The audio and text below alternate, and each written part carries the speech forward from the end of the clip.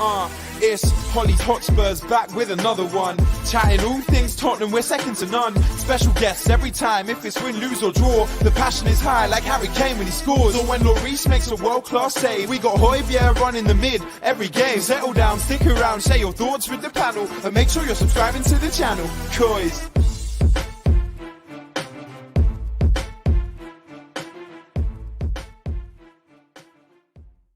Hello and welcome to another Hollie's Hotspurs live, the first one of 2023. I was wishing that it was going to be a bit more positive, but here we are. I was listening to the song and I heard when Lloris makes a world-class save and I thought, oh no, we're going to have to talk about Lloris having an absolute blinder tonight and all, but there we go. But with me tonight to dissect everything, I am joined by three fabulous guests. First of all, I'm joined by Wes. Wes, how are you this evening? I love the fact you've got your England shirt on rather than the Tottenham shirt. Yeah, I mean, I was on super sub duty again today, yeah, not too bad. Yeah, obviously things with Spurs are very hit and miss as per usual, but yeah, looking forward to chewing the fat, so to speak, with this one. That's probably the best way to put it, chewing the fat. I like that. Also joined by Becky. Becky, it's lovely to have you on the show again. How are you, my friend? Hello, everybody. I'm good, thank you, Hollie. Happy New Year, everybody. We just said off air, didn't we? We're going to try to make this as positive as possible. We'll try our best. I'll just put a disclaimer out. We had 2 kittens before Christmas, and this is the first show I've done since we've had them.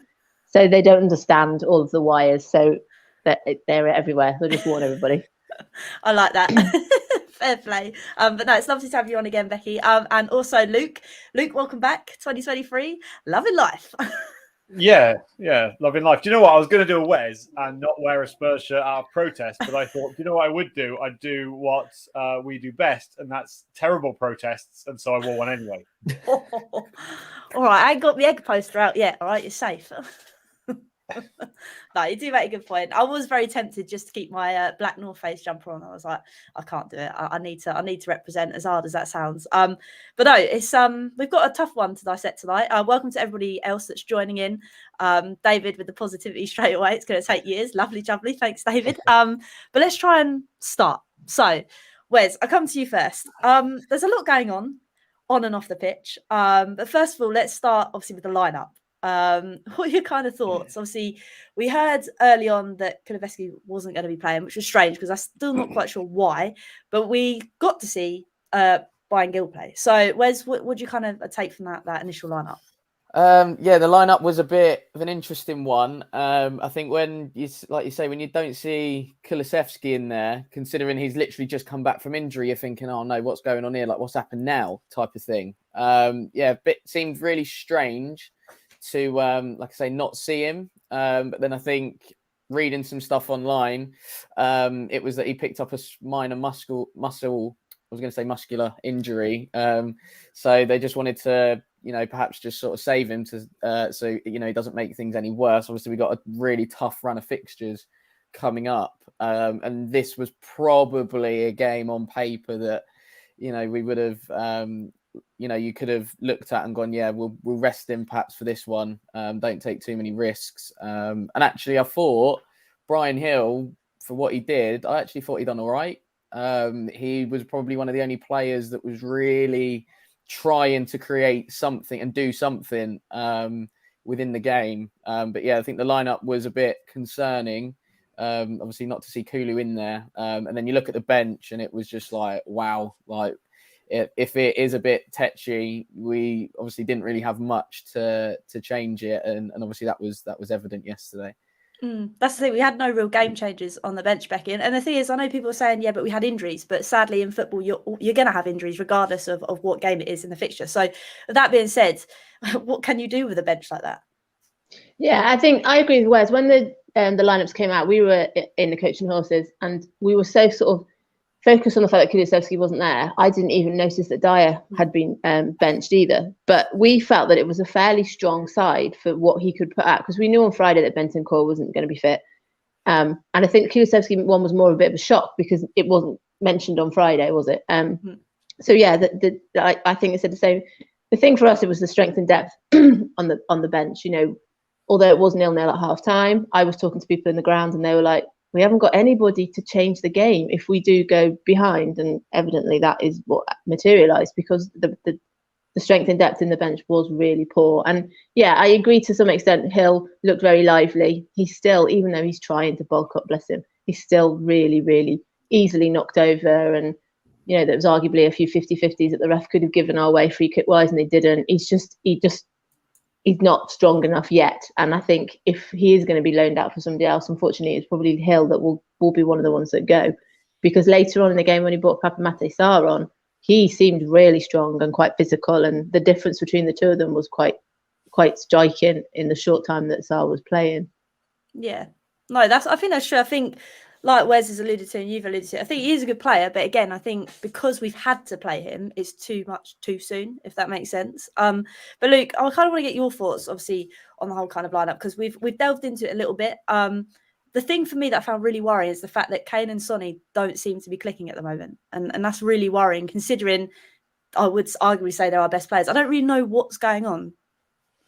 Yeah, we do struggle a lot against teams that play a low block, that play extremely defensive, that, you know, are very tight at the back. And, you know, taking out of consideration the time that Unai Emery had at Arsenal, he's a manager who knows exactly how to set a team up and sets them up incredibly well in that exact way.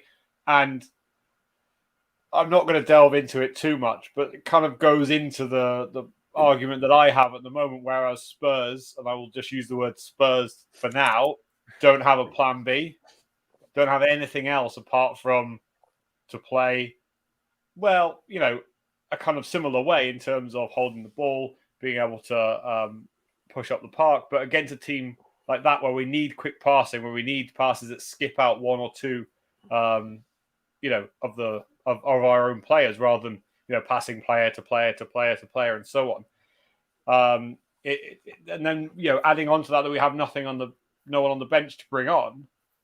You know, it just seemed a bit weird. But that Kane and Son thing, you know, Son himself, like, he's not always been prolific at Spurs. You know, like last season was more of an anomaly in terms of, you know, how well he has done. You know, before that, he was kind of ranging between 15, 16 goals a season. And he would go through patches of not scoring. But yeah, when those two don't click, and the biggest loss for us is that pairing of Kulusevski and Bentancur.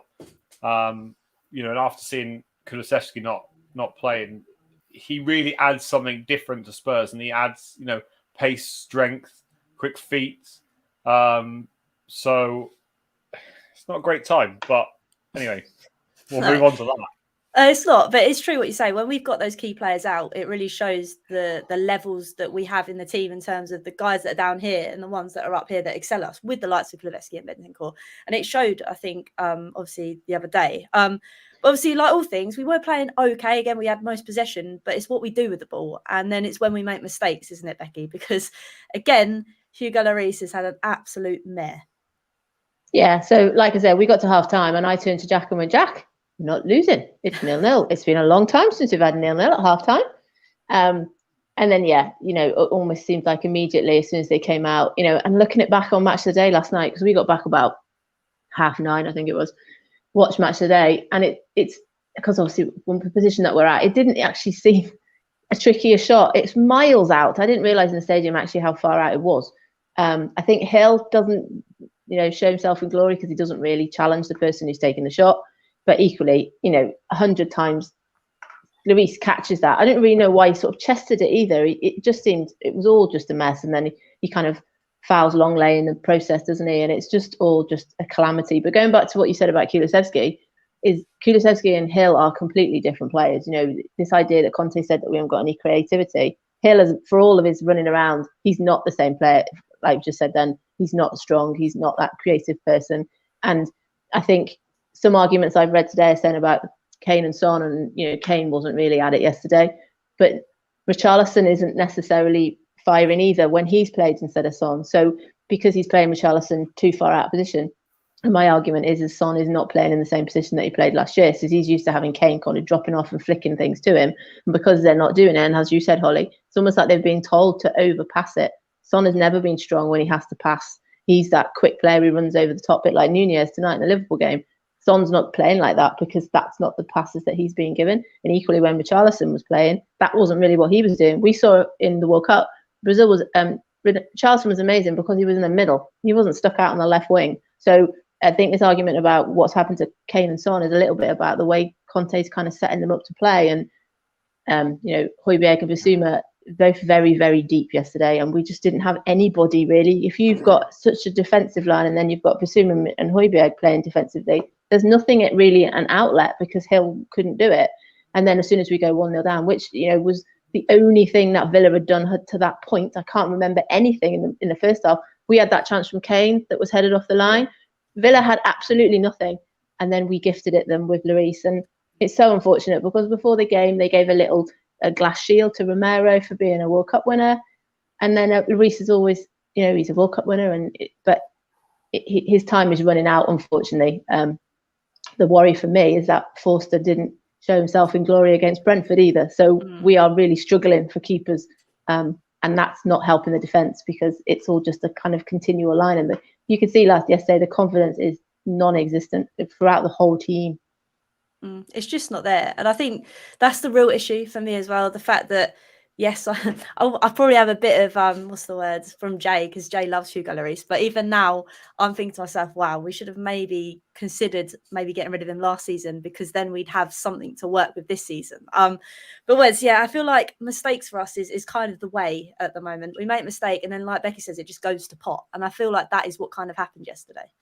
Yeah, I think I actually thought first half we didn't play that bad. It was just a case of just a bit slow on the ball, and you just think like, right, half time, lads, get together and just say, look, we just need to move the ball a bit quicker. That was literally everything that needed to be said at half time. Lads, just move the ball quicker, we'll be fine. And I think we saw in small flashes that when we did move the ball quick and sort of 1-2 touch passing, that we looked fairly dangerous.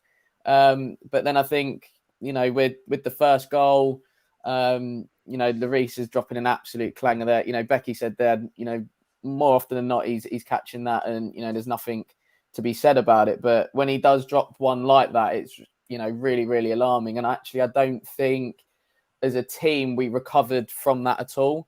And then it was we just kind of went, well, where do we go from here? I think Luke mentioned earlier we didn't really have that plan B. I think we desperately miss Bentancur. Of course we do, but we never really had that player to just go like, right, let's just settle down a little bit and then we'll start playing like we usually do around the 70th minute.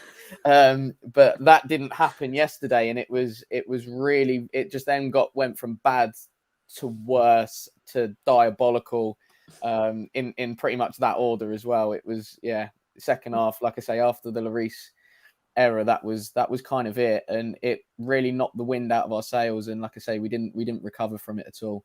No, and I think I don't want to say that the ref had a bit of a mare, but Luke, to see he all was three awful. of us, he was awful, wasn't he? To see all three of our centre backs get a yellow card, I was like, oh my god, here we go. He literally was like he was playing poker yesterday with all his cards left, right, and centre. Yeah, I don't really like to kind of slander refs too much because it's the easy excuse. I always think it's easy to blame the refs, easy to blame officials, but he was bad. He was very, very bad. Wes kind of hit the nail on the head with, when he said, which I said earlier about no plan B. In all honesty, we've been needing to move the ball faster since the first game of the season. We've been needing to have a plan B since the start of the season. This isn't the first game of the season. This isn't the first month of the season. This same first half performance. Okay, literally everybody in this panel has said, "Oh, at least we weren't losing at half time." That's where we've got to as a football club. Where we're glad we're not losing at half time. And there are multitude of factors that are to blame, but I feel like it's very easy for our fan base to just blame one factor. The weird thing for us yesterday is I felt it was one of the worst second halves we've had all season. So even though I'm sort of joking and saying to Jack it's 0-0 at half time, we do perform better in second halves for whatever reason, whether Conte's telling them to or whatever it is, saving energy for the World Cup, all the different reasons.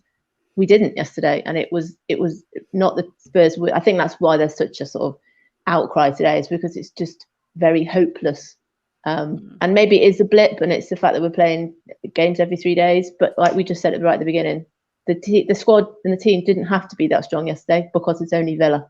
And it reminded me very much of the Wolves 2-0 last season, when Wolves went 2-0 up really early on the first half.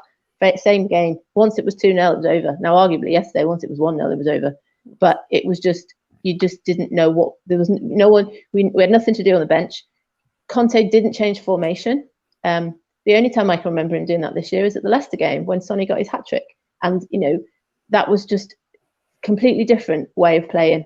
And he just didn't do that. And I think Conte's stubbornness isn't helping because, yes, he's got no squad depth on the bench, but he could have changed the formation slightly yesterday, and he didn't do that either. So it's. I know I've read today people saying it's his stubbornness to show that he's got no one on the bench, but he's done it before in other games. I can remember where he's brought defensive substitutions on when we're 1-0 down, and he's lucked out because we've managed to get a result. But it's almost like he does give up, and the players are starting to kind of do that. The heads are dropping, and you could feel that in the stadium as well. I didn't think the stadium was particularly toxic yesterday. It was just very, very quiet. But it was this like, oh, well, this is over. What should we do? What are you doing later? What are you doing for dinner? It was just sort of over. And that's, we've not normally been like that. We've always been quite hopeful that something can happen and we've got the players that can do it. And we've, most of the time shown that this season. Because yesterday was different, I felt, to Liverpool and Newcastle, which we've lost. It was a different sort of game. It was very gloomy, and you kind of got that sense from the players as well. And I think that's the thing. I think Conte very much wears his feelings on his sleeve, and the fact that he's feeling deflated, it kind of then outputs it on the rest of the team. And obviously, watching it on the telly and things, you could see that the stadium was quiet. And to be honest, with the amount of tickets, the prices that people pay to watch those kind of performances, it's not going to be a nice atmosphere when you're seeing that week in and week out, and you're seeing, okay, yes, Conte hasn't made a few good decisions in terms of bringing Emerson on rather than Spence in that game, but you also then got to see he hasn't necessarily got the tools to be able to work with what he wants to do, if that makes sense. No, but I do agree with Becky that there has been times in this season where you feel like Conte could almost go to a 4-4-2 like he did at Chelsea away, and look at the reaction we got in that particular game, and he hasn't done it. I think even I was watching the Brentford game on Boxing Day, turned to my dad and was like, do you know what, I would hook Tanganga. I know he did get hooked in the end, but I would literally just hook him and just go 4-4-2, and just try and give us a little bit of something different with the same players that we've got, because I do think we have got players to play in a couple of different systems, whatever, different strategies, whatever you want to call it. But I do think there is enough there to be able to do it. It's just trying to work out when to do it. And I think, Unai Emery yesterday, I know he set Villa up in almost like a 4-3-3 at times, but then they go into like a 4-4-2 and play like a box sort of formation as well. So you can see in games that, teams are a bit more flexible. I don't think there was probably any team better in the league, you could argue, earlier on in the early part of the season than Brighton under Graham Potter, the way that, they would just easily switch from a 4 to a 3 at the back, and things like that. But yeah, it feels like we are now got to a stage ever since Conte turned up that one defeat is a crisis. And I don't always think it's been justified. I think yesterday it was just a bit of a, right, well, we're losing. We haven't necessarily got anybody on the bench to change it. We're playing awful. Throw that all into the mix, and probably majority of the ground are hungover as well from being out on New Year's. Like, add that all into the mix, and then you kind of get what we got from the stands, I think, yesterday, and then obviously the chance on Levy and everything else. Which weirdly only really sort of started because Villa got very, very loud, because Villa were quite quiet, and they started taunting Kane. So then they were having a go at Kane, and then it's almost automatically the Kane one of our own songs started, and then the Levy one kind of came out from that. And it's weird because it was because Villa started getting louder that sort of started. But yeah, I'm not Conte in or out and Enoch in or out, but it was audible, and I think it came across audible on TV as well. You could hear it. And I think that's the point now. I think, obviously, I wouldn't say I've been an advocate. I'd just say I've been to the little protests and stuff like that, because I know people say they are little, and I know they're not going to equate to anything massive, but I just feel like then I've done something. I can't sit here and preach about it if I haven't done anything, and I've done it. But the fact that there's more people that are feeling this way now, it kind of shows, Luke, that there isn't something quite right at the club if more people are kind of feeling that way too. Yeah, definitely. And you know, and Wes as well also like know my thoughts on this, you know, and I'm the same as Becky, right? I'm not Enoch in or Enoch out. But there's two parts to this. Like, the first part is like, you know, that they have done a good job at the stadium. They have done a good job at the club in terms of where we are now. But in reality, they aren't doing enough to be able to, and they haven't been doing enough to solidify us in a position of top 4 in the Premier League, to solidify us in terms of challenging again to get in the Champions League final, in terms of solidifying us, you know, in a position when Pochettino got us to realms that we never ever thought we could get to. It's always been, you know, kind of, oh, we've done just about enough, so that will do. And like, that's the point in which I'm right. Okay, if you're not in, then you might as well be out. The other part is kind of about, you need to be careful what you wish for, is another part, you know, because it depends on your moral high ground and your moral compass, really, doesn't it? Because who do you want owning your football club? You know, who do you want to be in charge? You know, do you want, you know, these people from rich states, and that's all I will say on that, you know, owning your football club in the morals in which you have? Like, or are you happy with the fact of who is in charge? Not, you know, not everybody is, you know, I don't know Levy and Lewis's backgrounds. They could be horrific people, but it's, you know, massively different to the Saudis or the Emiratis. But the last part of that is, if people aren't happy, then there's 3 big things they can do about it. They can stop spending money at the football club, stop buying drinks at half time, stop buying food, stop buying stuff from the club shops, and start, you know, mass walkouts midway through the games. Those are the things in which will prove a point. Holding banners with, you know, with your Spurs shop bag in your hand at the time of doing it, you just spent 70 quid on the brand new shirt. That does absolutely fuck all. And, you know, sorry to use that language. I didn't have my bag out when I went there, so it's fine. All No, of these are from classic football shirts. They don't care. They don't see it. They really, really don't care. You know, if you watch the likes of Man United, I think it was, who decided to walk out, you know, halfway through the game. There are various things that you can do, but again, and I will stress this again, you have to be very careful what you wish for, because you're not necessarily guaranteed to get somebody that comes into your club that then spends 100, 200, 300 million a transfer window. And that's really the top and bottom. No, I like that, Luke. No, you are right. I think the protests don't necessarily hit what they need to hit, but I just think not that it should make people feel better, but I think the people that take part feel like they're doing something. And yes, it won't necessarily work. Palace away will be quite striking, I think, because it's different at home. You know, it's hard to even get songs going at home because it's so big and everyone's so spread out. But at Palace, when everyone's kind of, you know, hemmed in there, I think that would be quite audible if there are going to be kind of Enoch out kind of chants then. And I think that is probably the best way to do it, because it gets picked up on the telly. And if sponsors and brand people that work with Tottenham are hearing that about the owners, they're not gonna want to do business with them necessarily anymore. Luke's right though. You know, what do we want? Do we want them to go, and then we want to get Saudi Arabian kind of outfit in? And he's right there. It is really tricky. I think I'm with most people. I think it's obviously it's a bank holiday, isn't it? And lots of people were reading things, and I think we heard all this with Mourinho. Mourinho said he didn't have the right, you know, kind of backing, and then obviously Poch did as well. But for managers to continually come in that win everything everywhere else and continue to say it, it's almost like, was it just Mourinho was just a one-off, you know? Because Mourinho is a kind of, he's quite an outlandish kind of character, and it wasn't just a one-off for him. And then Conte's come in and was largely positive for a long time. And now he started saying the same sort of things. That's when everyone's saying, well, it's got to be the owners, because it can't continually just be the same managers all the time. I just think, we've got the opportunity to back him. But I was reading something earlier this afternoon saying, they've had a crisis meeting today. Shouldn't have been a crisis meeting. They should have met in the World Cup. There should be a system that they've got in place and players that they've got they're going to look in. It shouldn't just be because it's gone a bit noisy at the stadium. And again, if that is true, that shows how unadventurous the owners are, because it shouldn't be reactionary. There should be a proper plan in place. And Conte keeps saying, I hate using the phrase trust the process, but that sort of idea.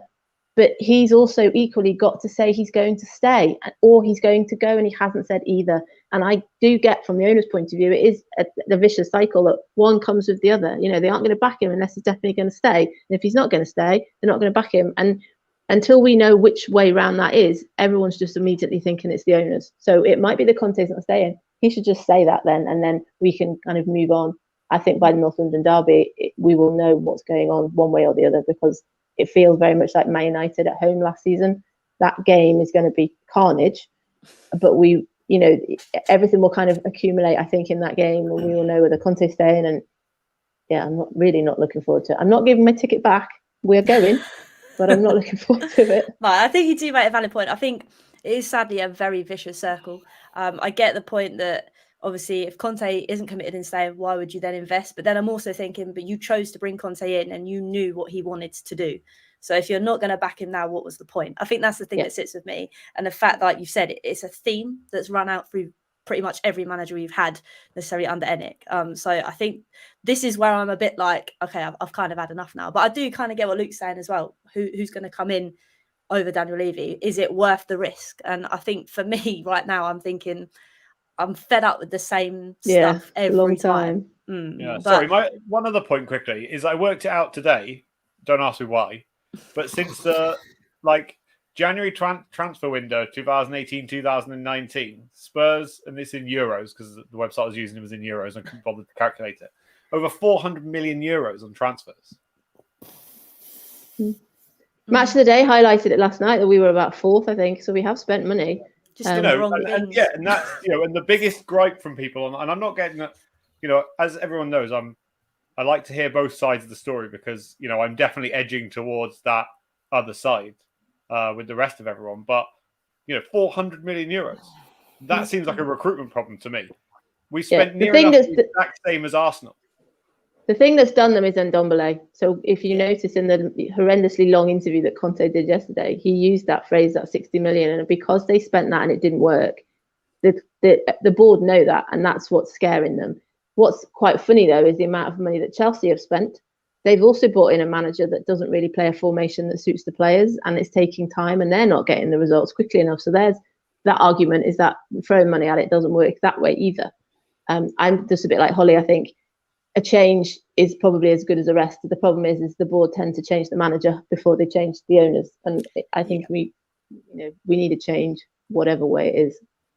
Agreed. And I think the thing that I'm really struggling with, as I come to you for this one, obviously I think the Conte press conference, I think was after the game, and he was talking about the fact, I wrote it down because I forget it. You need to build a solid foundation, and he said that's about 13 to 14 good players, and I don't think Tottenham have that necessarily. I think he said we don't have that, and he says each year you need to bring in one or two players, and it's strange that us fans know that every year you need to recruit at least two good people to obviously keep the competition within the team. But hearing Conte kind of say that, you're kind of thinking to yourself, right, as soon as someone said a bad word against how things are managed, that's it, he's out the door. So with Conte saying that, are you kind of thinking that too, or do you think, no, I'll be all right? I think the Conte interview is really, really strange, because he had said, like you mentioned there, about not having the strong enough foundations, but then he has also said that he trusts his players. So you either trust your players or they're not good enough. You can't trust them if they're not good enough. That just does not happen in team sports. You can't trust people that aren't good enough. We've seen that at United in particular, with how many managers they've been through and how the players threw them under the bus. So that in itself is really strange. I get where he's coming from the sense of you need that sort of solid 14, 15 players and then a few younger ones to come through. Don't think he necessarily had that at Inter, I have to say, or even at Chelsea. But yeah, I get it from that perspective. But there are a few things from Conte interviews that you go, well, hold on a minute, what's going on here? He's saying that the fans deserve the best. Well, the best for any football fan is winning things and at the top.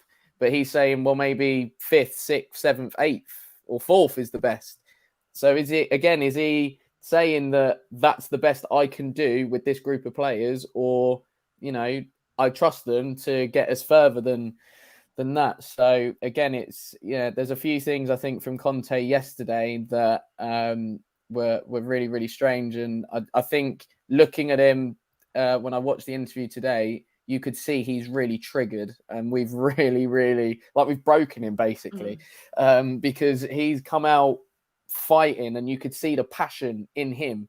And I mean, you see it a lot when things are going well, but then when things don't, and we're not necessarily going according to plan, he almost becomes that annoyed and that frustrated that it's like he'll just kind of stand there, and it's almost like he forgets sometimes we've actually got a half decent bench when they're not all injured, and he can bring players on to change it. But I think there has been times where he hasn't done that, and it's been a bit late, and then it's cost us, I think, at certain times. I'm not saying all the time, but at certain times in certain games. And I think then we've, as Becky has said earlier, we've sort of lucked out on a few and got away with it. But I think yesterday was one that we got seriously caught out on. But yeah, I'm fully in agreement though with the others that, if it feels like a chicken and egg kind of situation right now, where Levy's not committing to Conte because Conte's not committing to Tottenham. And if you're in the market as it is now, obviously we're in transfer season, and you're trying to convince somebody to sign for you, and then they go, well, what about the manager? And they go, well, we don't know. They're going to go, well, I'll stay where I am because I know I'm at a good place. I don't necessarily want to move, but the move might suit the club that I'm at the minute, and things like that. So yeah, which is in the summer they argued that most of the people came because of Conte. So people were saying that Kulusevski, I know that's January, but when they've talked about him, they're saying, oh, we've worked with him before, and Perisic obviously worked with him before. It was a big draw for people to say they're going to come here because Conte is going to do all these things, which again, if he doesn't commit, if he's saying things like trust the process and we've got players, that's fine, but tell us you're going to stay then, and then we know. And I think that's the thing I'm worried about as well, is that if he does go for whatever reason, we've lost that draw. We had a little bit of a draw with Mourinho. There were players that he could pull in because they've got so much experience with so many different clubs all over the world, and that's where the owners have lost it really, because they've lost that opportunity. Why have those two amazing managers and not necessarily back them, but just follow the philosophy that they're used to? They knew what they were getting when they brought them both in, but then didn't like the fact that they would call them out on things. Well, you brought them in because you knew it would fill seats and people would want to come and be Spurs fans, but it's just fell down again, and that's where they need to sort of say, yeah, we brought them in, they know all these things, we're going to use this and we're going to go from there. And that's where it hasn't happened. And then of course Mourinho and Conte have both gone, we're not staying here because we're not going to win anything, and they go off because they know that they can. And that's, from Spurs fans, we're still left here, we support them forever. And it's just a bit, as we keep saying, it's a bit hopeless, and that's the thing that feels sad, really.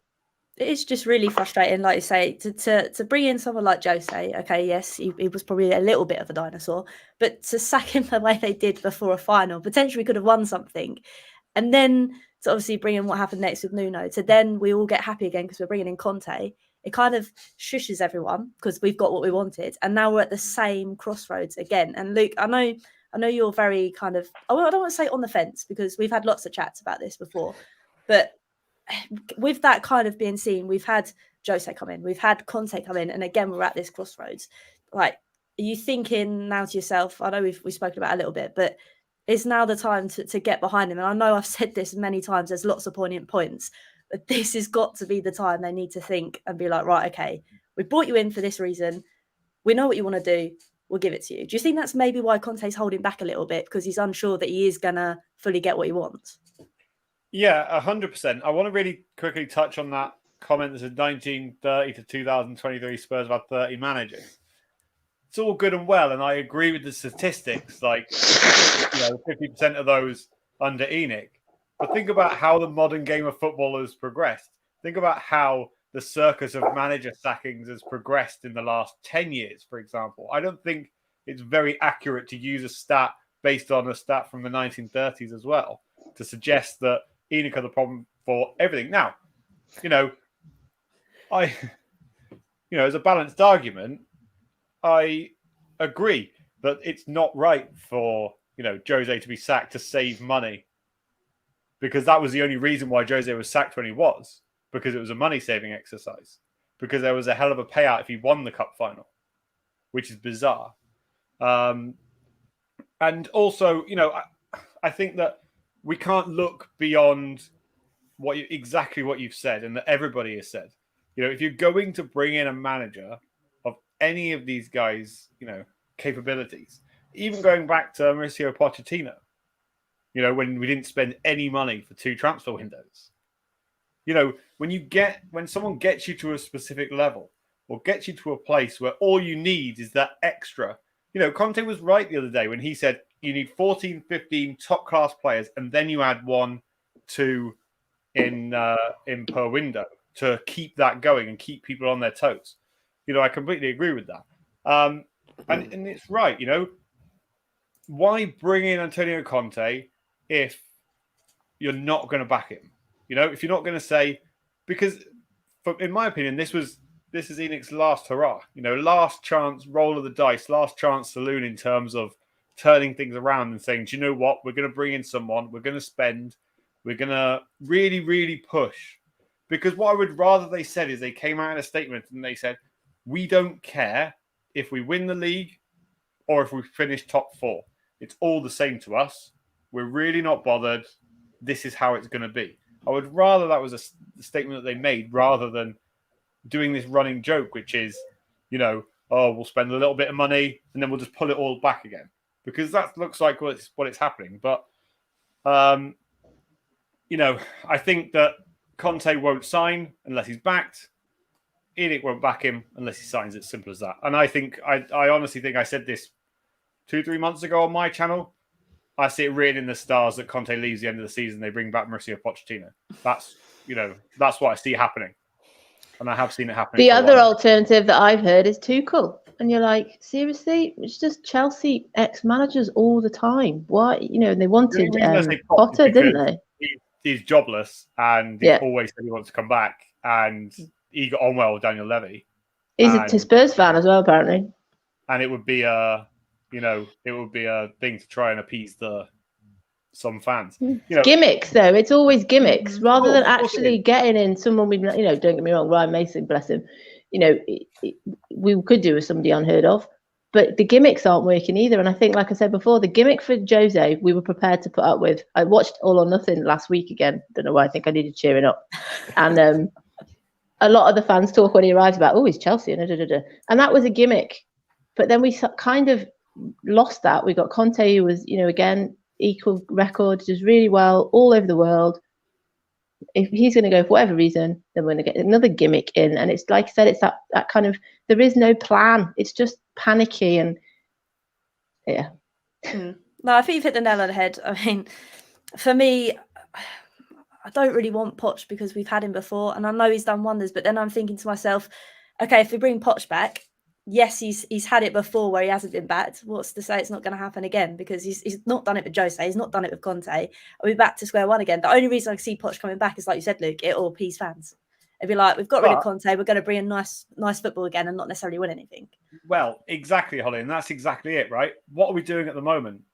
And this shouldn't be all a downer, by the way, because we're 5th in the Premier League, still in the knockouts of the Champions League. The FA Cup till Saturday. But you know what is a disaster? The style and way of playing football at the moment is a disaster. And one thing that you'll guarantee by bringing Pochettino back, and again, this is not like, come on, let's go Poch.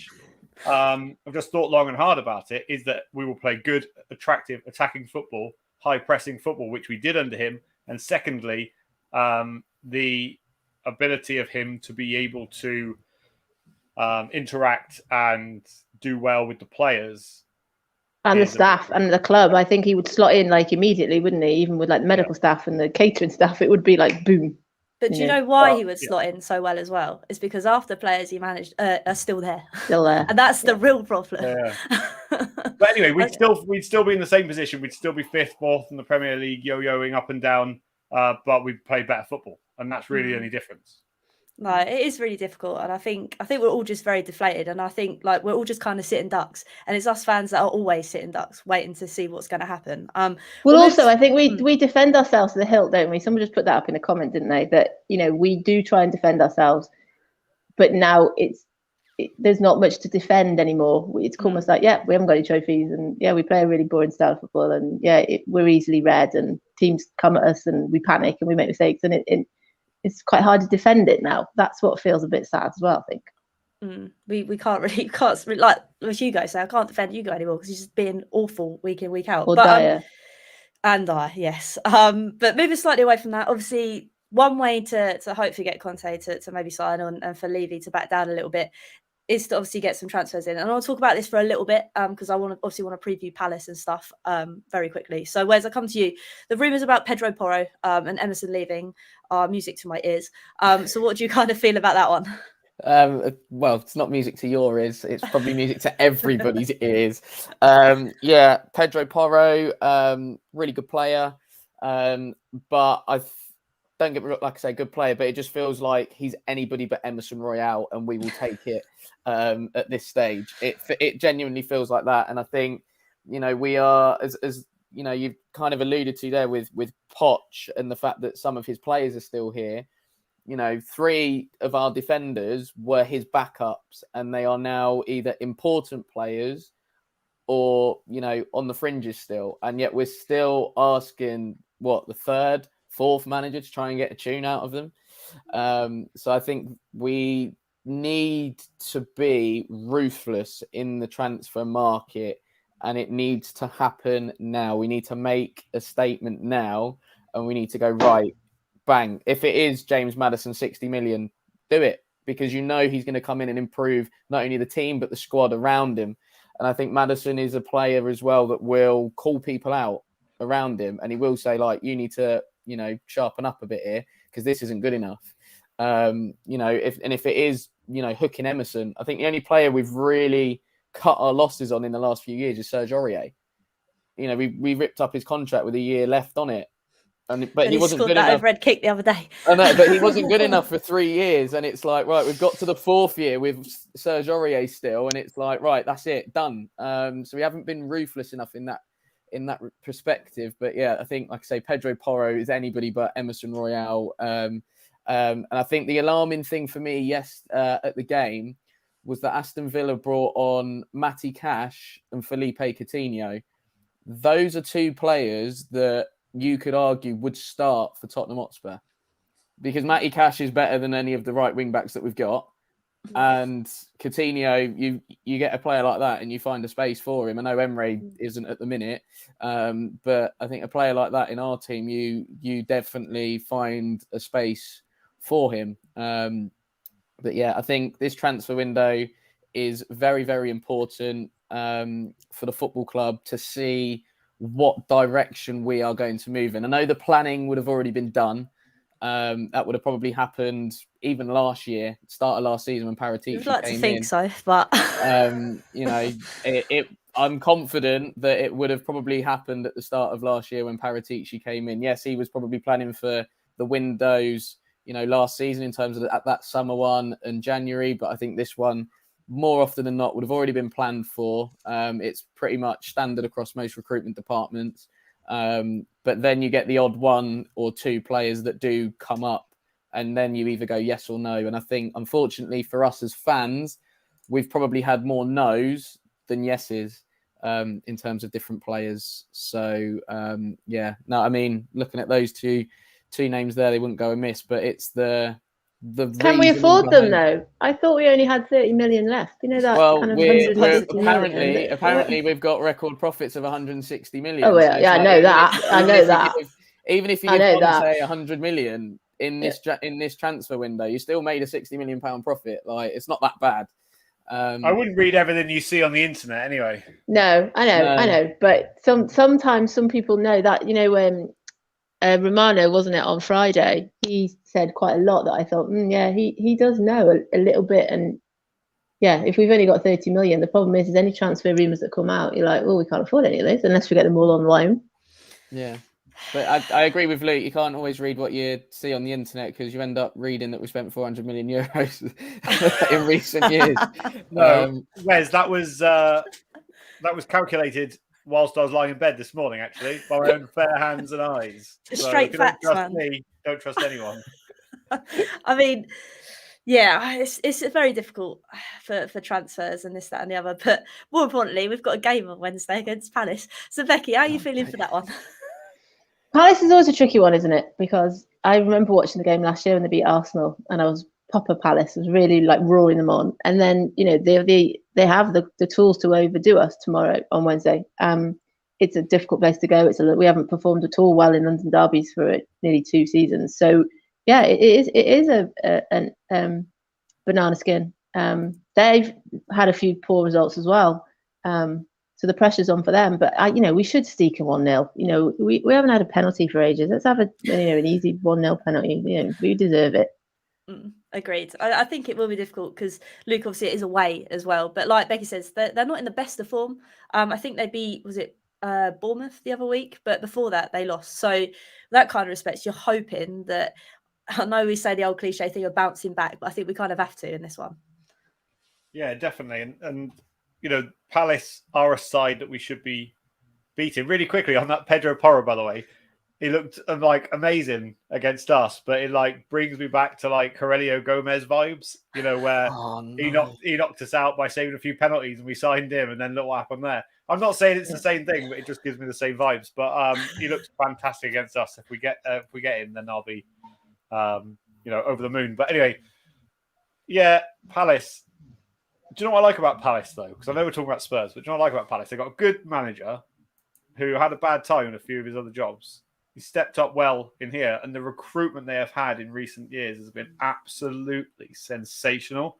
But at the end of the day, it's a team we should be beating, and we should be turning up, and we should, win this game. I don't have Simple as that. Yeah, but we all keep saying should, don't we? We don't seem very confident. No, I'm not confident. Not at all. Not one bit am I confident that we'll win this game. Back it would just be, back in the day I would think, look, maybe Liverpool, Chelsea, Man City, they're the kind of teams United we would struggle against. But any other team in the league, I would be 100% confident. And everyone that knows me knows that I am a confident person. But right now I'm not. To see Luke this defeated, man, it's insane. So that's when you know that something's not quite right. But yeah, it's gonna be a tough one against Palace. I mean, Wes, are you going to that one? I'm not. No, I'm back at work, unfortunately. So yeah, for me to get from Milton Keynes to sort of southeast London on a midweek is a tricky one. Completely agree with Luke though in terms of Palace, their recruitment. Like you look at their players, in particular their attacking players, and you just go ballers everywhere. But yeah, they usually provide us with a very, very tricky game, and I have a feeling it's going to be no different tomorrow or Wednesday, whenever it is. Lost track of days, it's just all rolled into one at the minute. But yeah, I think if Palace aren't in the best of form, we all know what happens. Dr. Tottenham pays a visit, doesn't he? So it wouldn't shock me in the slightest if he did pay a nice little visit. Obviously, we don't want that. I think the best thing for this group of players is that there isn't a game in a couple of days away from the dross that we saw the other day. Darren's right, to be fair. But yeah, I think that's a good thing in terms, because it doesn't give you much time then to dwell on what has happened previously. It's like, right, we've got another game, focus just goes on to that. And we can hopefully get a positive result, just to kind of give us a little bit of something to hang on to, because we haven't got much at the minute. One thing definitely needs to happen is Kane mustn't get booked, because then he misses the Arsenal game. And I know we've lost Basuma because he got his 5th booking on Sunday. But yeah, he can't get booked. because It just goes from bad to worse, doesn't it? Yeah. And then obviously we have Pompey at the weekend as well, which is even worse because if we lose that means we're out of the cup and I've got to come back to Pompey. So that won't be fun. But no, it's gonna be a tough couple of days, and I think January is a very tough month, not just in terms of January in general. I think in terms of fixtures as well, it's going to be a bit of a scary one. But I just want to say a big thank you to everybody that has watched tonight, that's tuned in for the show. If you haven't already, please subscribe so you never miss a show. Hollie's Hotspurs Live is every Monday at 7 p.m. With different guests and familiar faces. I just want to say a big thank you to Tottenham Away that put in some super chats as well. I do really appreciate it. And yeah, let's say our goodbyes, my friends. So first of all, Wes, thank you for joining again. I have locked you in for not being a super sub, so you can come on and play in the starting 11 for that one. But no, thank you for joining me tonight. Where can everybody find you? Well, yeah, my day today has been quite interesting, I have to say. I had some accounts that got hacked, so I've gone from nobody being able to find me to people now being able to find me on social media. So yeah, here we go. Twitter at Wezo10. The unofficial Moussa Dembele fan account. I know you Hollie and Luke were waiting for me to say that one. No. So yeah, like I say, unofficial Moussa Dembele fan account. Probably end up being a Bentancur one by the end of 23. And yeah, on Instagram, which I finally got back today after being hacked, was at Wezo32. Usually go to majority of Tottenham games up and down the country as well, and then run my own football coaching business in Milton Keynes, trying to help and develop the next gen of footballers. So hopefully we don't get any more Emerson Royales or any players similar from Milton Keynes anyway. So it's at Kofa MK on Instagram, and then Kickoff Football Academy on Facebook and YouTube on there as well. I'm going to start doing some content on YouTube as well. But yeah, thank you for having me on. Super sub, and I'm in the starting 11 next week, so I'm happy. Well, thank you, Wes. I appreciate it. And Becky, it's so lovely to have you on again. Where can everybody find you? On Twitter, my Becky D Becky, but at White Hart Lane as well. If you ever see me and Jack, always come over and say hello or give us a wave. And also, I'm a guest on the Choose Your Own podcast. So I'm on that tonight at 9 o'clock as well. But yeah, I love talking about Spurs. Trying, like you said earlier, it's therapy. It's lovely to hear everyone's different views as well, and to try to kind of put some positivity on it. Because we're, like I said, we're in here for the long haul. Yeah, we want things to be as good as possible, and trying to kind of find the positives does really help. But I definitely agree with the games coming thick and fast helps. Portsmouth is a shame, the timing of it really, because I think Conte would have wanted to rest quite a lot of people, but he can't do that now because we risk being out of the cup. So that's another extra problem. But yeah, thanks for having me on. You know me, when there's a bank holiday, I'm usually here, aren't I? Because then Zumba's not on. I'm missing Zumba. But yeah, thanks, Hollie. No, I appreciate it. It's lovely to have you on. And Luke, thank you once again, my friend. Where can everybody find you doing your thing too? Yeah, so if you enjoy my ramblings, then you can head over to Park Lane Podcast. We stream every Saturday morning, 11 a.m. on YouTube. You can follow us, Park Lane Pod, on Instagram and Twitter. And yeah, look, thanks to everyone that was on, everyone in the comments. Like, it's good to see, a good debate of different opinions. I always enjoy that. And yeah, good to see Wes's face as a super sub. When he popped up, I thought it's going to be a good day today. Shame you'll never be a super sub on my channel, but never mind, whatever. But more importantly, obviously, just everyone, if you're not already subscribed to Hollie's channel, make sure you do. And go follow her on all social media as well, because you do a cracking show, Hollie. Thank you. I appreciate it. I know Lee's a good friend of mine, and he's an Arsenal fan, so he's thoroughly enjoyed tonight's show. But no, thank you everybody that's tuned in. It was a nice therapy session. It was good to chat to everyone.